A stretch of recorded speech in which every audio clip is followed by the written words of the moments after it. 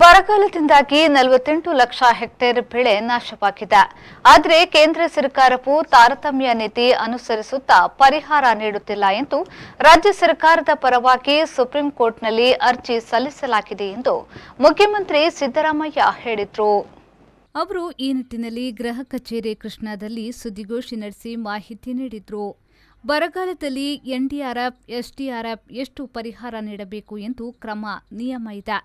ಮೋದಿಯವರ ಸರ್ಕಾರವು ಯಾವುದೇ ನಿಯಮವನ್ನು ಅನುಸರಿಸುತ್ತಿಲ್ಲ. ಸಂವಿಧಾನದ ರೀತಿಯ ಎನ್ಡಿಆರ್ಎಫ್ನಿಂದ ಪರಿಹಾರ ಕೊಡಿಸಲು ಸುಪ್ರೀಂ ಕೋರ್ಟ್ನಲ್ಲಿ ಅರ್ಜಿ ಸಲ್ಲಿಸಲಾಗಿದೆ. ಆರ್ಟಿಕಲ್ 32ರ ಅಡಿ ಅನಿವಾರ್ಯವಾಗಿ ನಾವು ಕೇಂದ್ರ ಸರ್ಕಾರದ ವಿರುದ್ಧ ಈ ಕೋರ್ಟ್ ಯುದ್ಧ ನಡೆಸಬೇಕಾಗಿ ಬಂದಿದೆ ಎಂದು ಸಿಎಂ ಸಿದ್ದರಾಮಯ್ಯ ಹೇಳಿದರು. ಈ ಬರಗಾಲ ಬಂದಾಗ ಮತ್ತೆ ಅತಿವೃಷ್ಟಿ ಆದಾಗ ಅಂತ ಸಂದರ್ಭಗಳಲ್ಲಿ ಕೇಂದ್ರ ಸರ್ಕಾರ ಮತ್ತು ರಾಜ್ಯ ಸರ್ಕಾರಗಳೆರಡೂ ಕೂಡ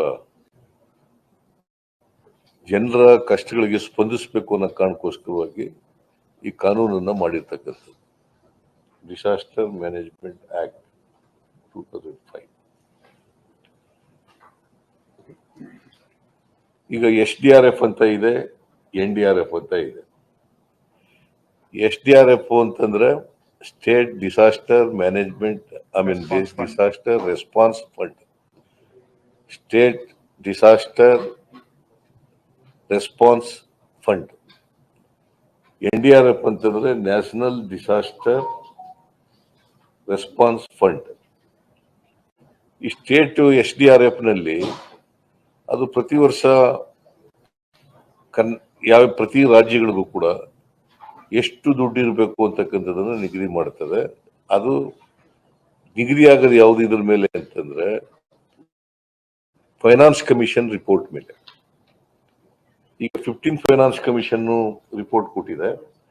ಅದ್ರ ಮೇಲೆ ಒಟ್ಟು ಎಸ್ಡಿಆರ್ಎಫ್ ಪ್ರತಿ ವರ್ಷ ಎಷ್ಟೆಷ್ಟು ರಾಜ್ಯಗಳಿಗೆ ಹೋಗ್ಬೇಕು ಅಂತ ಮಾಡ್ತದೆ. ಅದರಲ್ಲಿ ಕೇಂದ್ರ ಸರ್ಕಾರ 70 ತಾಲೂಕುಗಳು ತೀವ್ರ ಬರಗಾಲ, ಇನ್ನು 27 ತಾಲೂಕುಗಳಲ್ಲಿ ಮಾಡರೇಟ್ ಬರಗಾಲ ಇದೆ ಅಂತ. ಇದನ್ನ ಜೂನ್ನಿಂದ ಸೆಪ್ಟೆಂಬರ್ವರೆಗೂ, ಅಕ್ಟೋಬರ್ವರೆಗೂ ಅವರ ಈ ಮಾನದಂಡಗಳಿದಾವಲ್ಲ, ಅದರ ಮೇಲೆ ಆಧಾರದ ಮೇಲೆ ಇದನ್ನ ತೀರ್ಮಾನ ಮಾಡೋದು. ಸೊ 4 ಸಾರಿ ನಾವು ಇದನ್ನ ಮೌಲ್ಯಮಾಪನ ಮಾಡಿದ್ದೀವಿ. ಹಂಗಾಗಿ ಇವತ್ತು ಬರಗಾಲ ಬಂದಿದೆ ಅಂತೇಳಿ, ಕರ್ನಾಟಕದಲ್ಲಿ ಮಳೆ ಇಲ್ಲ ಅಂತೇಳಿ ಸುಮಾರು 48,000 ಹೆಕ್ಟೇರ್ ಕೃಷಿ ಬೆಳೆ ಮತ್ತೆ ತೋಟಗಾರಿಕೆ ಬೆಳೆ ನಷ್ಟ ಆಗಿದೆ. 48,000 hectare, 48 lakh hectare. 48 lakh hectare ಪ್ರದೇಶದಲ್ಲಿ ಕೃಷಿ ಬೆಳೆ ಮತ್ತು ತೋಟಗಾರಿಕೆ ಬೆಳೆ ನಷ್ಟ ಆಗಿದೆ.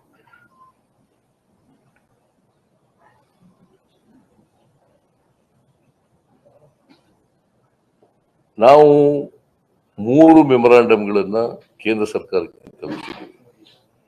ಮೊದಲನೇ ಮೆಮೊರಾಂಡಮ್ 23/9/2023.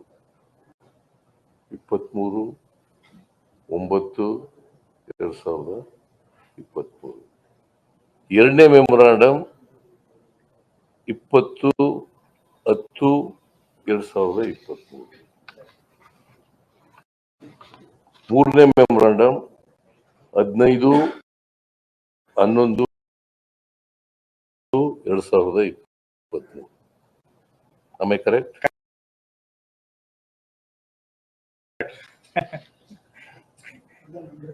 ನಿಮ್ದು ನಂಬರ್ಸ್ ಯಾವತ್ತು